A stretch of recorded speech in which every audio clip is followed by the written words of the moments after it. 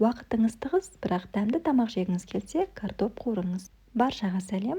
Бүгін сіздермен ең жылдам уақытта дайын болатын әрі өте дәмді қуырылған картоп пен ет рецептімен бөлісемін. Бәріміз білетін ең қарапайым тағам. Дегенмен етінің жұмсақ болып пісіп, ал картопының езілмей қытырлақ болып пісуінің құпиясымен бөлісемін.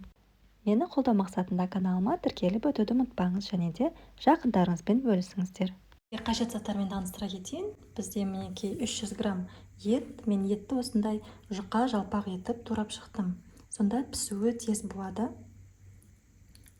Бұл бізде жылқы еті. Сіздер кәдімгі сиыр етінде үйдегі бар етті қолына берсеңіздер болады. Сосын картоп. 4-5 картоп, яғни шамамен 600 грамм. Картопты да барлығын бірдей етіп, бірдей жұқалықта турап шығу қажет.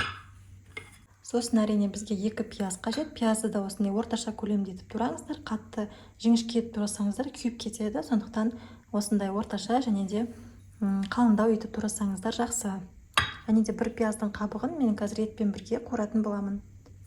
Және де дәмдеуіштер өздеріңіздің қалауларыңызша тұз, қара бұрыш және де қуыру үшін сұйық май керек. Ең алдымен табамызды оттың үстіне қойып, үстінен сұйық майымызды құямыз. Шамамен 50-60 мл сұйық май. Сұйық май көбірек құя бергендеріңіз жақсы, сонда картошкаларыңыз жабыспай жақсы пісетін болады. Майымыз қызды, енді етімізді қуырып аламыз. Етті қатты отта емес, орташа отта қуыру керек, толықтай пісіп үлгеру керек. Және де пияздың қабығын қосамын, себебі ет табаға жабысып қалмау үшін. Пиязды осындай қабығын, пияздың қалың бір бөлігін қоссаңыз, жабыспай жақсы пісетін болады.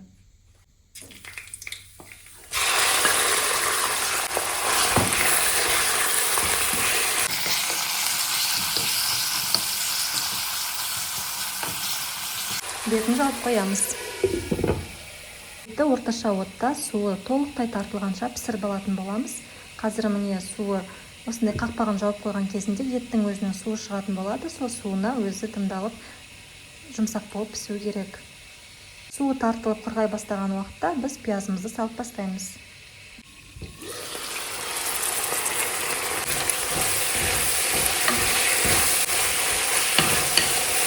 Еттің суы тартылды. Şimdi piyaz salımız. Buna piyaz alıp ıslanı болады.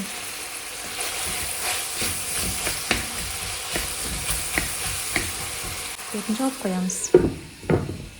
Пиязды 2-3 минут қуыру жеткілікті. Одан соң картопты қосатын боламыз.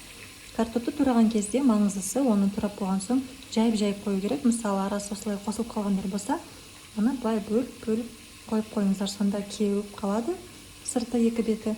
Және де табаға салған кезде бір-біріне жабысып қалып, піспей қалып жүрмейді.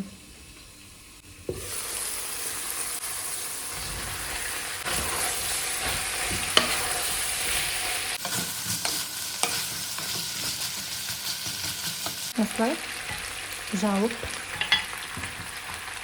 қоямыз.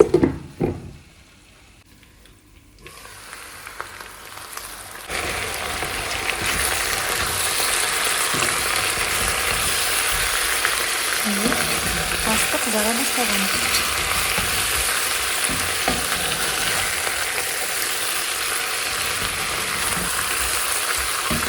Осылай бір аударамыз. 1-2 рет қана аударуға болады. Көп аударсаңыздар картошкаңыз езіліп кетеді. Енді дәміне қарай тұз, бұрыш қосамыз.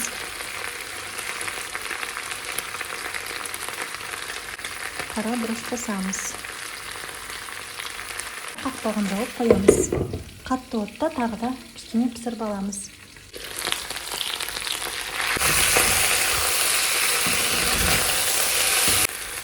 Картошкамыз езіліп тұр, жұмсақ. Тамағымыз дайын.